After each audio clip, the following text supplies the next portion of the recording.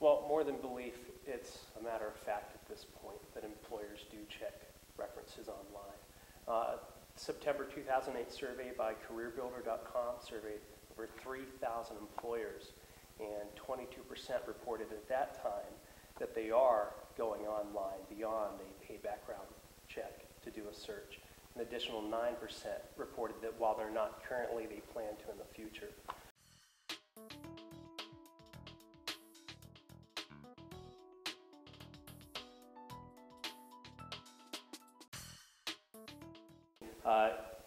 People who had made statements that were discriminating towards other people's beliefs, values, religion, sex, and what have you.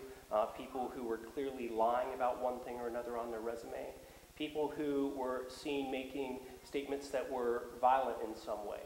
People who had comments or photographs that related to abuse with drugs and alcohol in one fashion or another. So a lot of things that would make you or a parent or anyone else say, do I really want to be associated with that person and have them associated with who I am and what matters to me? When people think Facebook, they think of friends and funny videos, things like this. They aren't thinking, my grandma could see this, or this is going to be online forever, or an employer or an internship supervisor can just type in my name and this is going to pop up.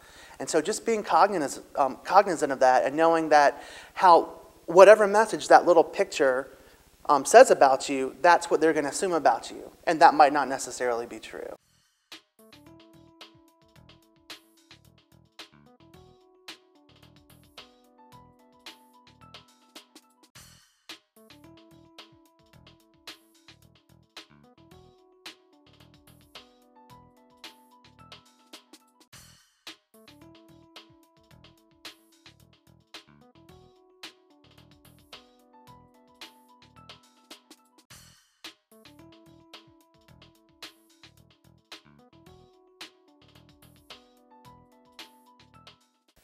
I hope they've all been affected, hopefully in positive ways. Positive being either they've caught on to the fact that everyone could be a potential employer, and how I represent myself online can be something that can become a positive.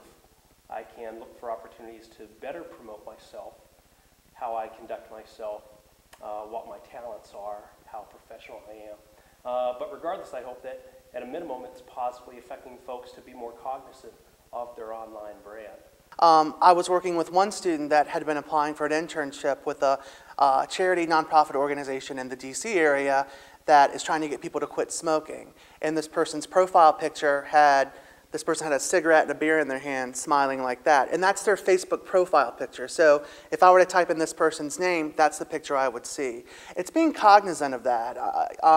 So when I see this picture, I think this is a party person. This person likes to have a good time.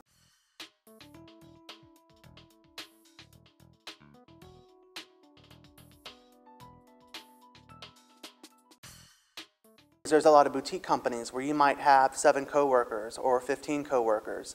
And so making sure that you are one of them is an important thing because it really is a family. And so I do feel like what you do outside of work is going to affect what you're doing there because it's going to affect the culture there. If it's a larger corporation with 500 employees and you do the same thing every day and the culture's different, it's more of just go in there, do your job and leave, I don't think necessarily the same rules apply. However, anything that's out there, whether it's a picture of you or whatever, that's going to be associated back to them.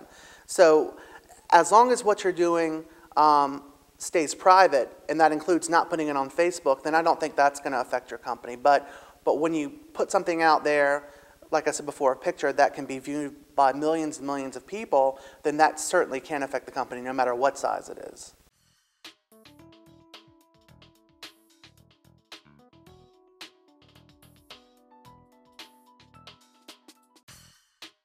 Take control of it. Don't fear it. It's going to become an integral part of how we present ourselves, I think. So it's not being afraid, it's being cognizant of the fact that you have the opportunity to really sell yourselves in a variety of ways online. As I mentioned, employers reported dismissing candidates when they found negative material. Employers also reported being more attracted to candidates when they saw positive material. The creative way someone had expressed themselves in their online profile, the strong writing or communication skills that they used, the critical thinking that they demonstrated on a subject or a topic or information related to the work that they would do with the employer. These are all opportunities to enhance your online brand, so to speak, and I think it's definitely a way for students to view everything they have online as being a part of that professional portfolio that they're using to sell themselves to future prospective employers. I think your online persona can be your best friend in the job search. Yeah. I talk with students all the time about when you're putting together your, say, LinkedIn account, let's make sure that the words you're using are part of the language of the industry that you want to get into. So you want to drop things like Web 2.0, broadcast news, things like that. So as recruiters, and they do use LinkedIn all the time, type in things in the search engine, you pop up. That's the same for Twitter as well. It's creating that personal brand that Brett was talking about. That coupled, so having that strong profile that matches the industry and highlights all your skills, and then also using all of the incredible tools that are on there. I know Facebook has similar applications to LinkedIn where you can join groups of professionals, contribute to a dialogue online. You can contribute ideas, which will get you a lot of recognition and then also get you a job. I've spoken to several students that have participated in things to do with blogs or discussions on LinkedIn, and they've made a valuable contact that has led them to job and internship opportunities. So it can be, I think right now, especially in this economy, it's one of the best friends that you have in the job search because so many people are scared of it or they're on it, but they don't know how to use it. And so if you can show that savviness, again, if you're a media person, then that's going to get you in there really quickly.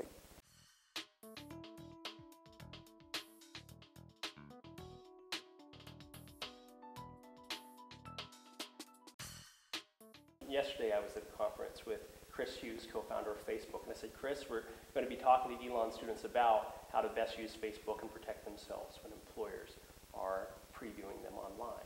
And Chris gave me an ideal answer and a practical answer. He said, ideally, if you're behaving or conducting yourself in some way that would be offensive or off-putting to other people, why are you behaving in that way to begin with? So that would be the ideal answer. The practical answer is certainly, at a minimum, set your privacy settings very tight and clean it up. However, one of the challenges you're going to have is, regardless, removing information from an online social site or from the internet at this point at all is more difficult than taking off a tattoo. So we've got to bear that in mind. Once it's out there, it's out there. This isn't just for me and my friends, and that this information is accessible everywhere. Like maybe it was a month or two ago, Facebook announced, hey, just FYI, everything that you put on your Facebook profile belongs to us, and I can use it any way I want to. We own you. And that was terrifying, and there was such a, like so many people came back and said, this isn't right, that there was a huge backlash, and because of that, they changed it. But just the thought that a company can do that, and you might see yourself on a billboard for Coors Beer or something like that someplace, that's terrifying. And so I do think it's being smart. I do think it's being savvy. And again, it's just being aware. This isn't a little bubble. It's the World Wide Web. It's everywhere. And knowing that it doesn't go away.